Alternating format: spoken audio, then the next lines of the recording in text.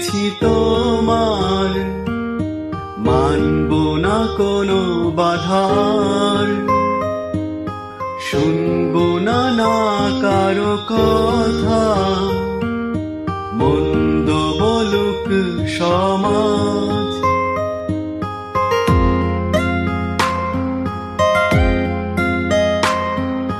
হাত দুটি ধরেছি তোমার, মানব না কোনো বাধার, শুনবো না কারো কথা, মন্দ বলুক সমাজ। তুমি আমারি হায় বলবো শতবার,